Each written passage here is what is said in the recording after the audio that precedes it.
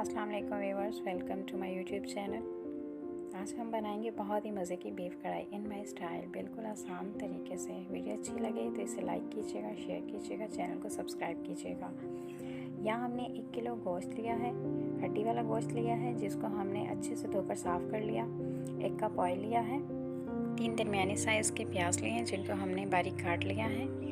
3 से 4 अदद सब्ज़ मिर्चें ली हैं, जिनको काट लिया है। अदरक लहसुन का पेस्ट 2 टेबलस्पून। यहाँ हमने 2 दरमियानी साइज़ के टमाटर लिए हैं। स्पाइसेस में हमने साबुत मसाले लिए हैं। यहाँ पे दालचीनी है, छोटी इलायची, बड़ी इलायची, ब्लैक पेपर, लौंग 2 टेबलस्पून, ज़ीरा है 2 टेबलस्पून, धनिया 1/2 टेबलस्पून, हल्दी पाउडर है 1 टेबलस्पून, कश्मीरी लाल मिर्च है। इट्स जस्ट फॉर कलर, ये इतनी स्पाइसी नहीं होती। अभी हम प्रेशर कुकर में ऑयल डाल के इसको जो है थोड़ी देर के लिए गर्म करेंगे। फ्लेम ऑन कर दिया है। ऑयल गर्म होने पे गोश्त डाल देंगे इसमें।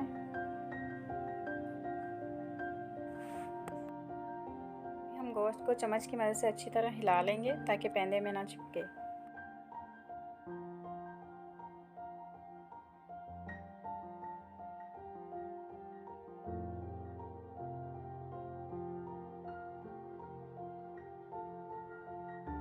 इस स्टेज पे हम इसमें प्याज, टमाटर, सब्ज़ मिर्च, अदरक लहसुन का पेस्ट शामिल कर देंगे।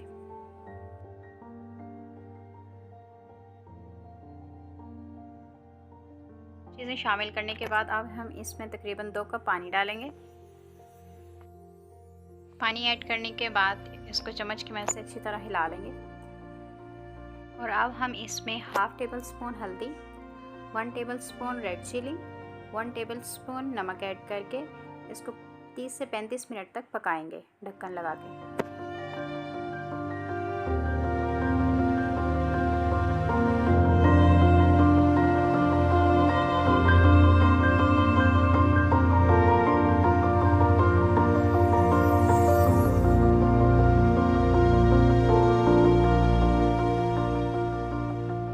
गोश्त को हमने पकने के लिए रख दिया है। पास में जो हमारे साबुत मसाले हैं, इनको हम पीस के मिक्सी में पाउडर फॉर्म में कर लेंगे। देखिए 35 मिनट के बाद हमारे सालन की लुक ये आई है।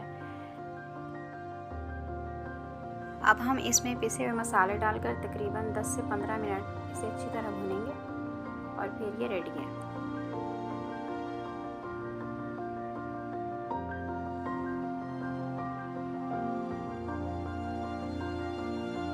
दस से 15 मिनट अच्छी तरह भुनने के बाद हमारा बीफ कढ़ाई गोश्त बिल्कुल रेडी है। इसे हम जो है गार्निश करेंगे हरे धनिये से।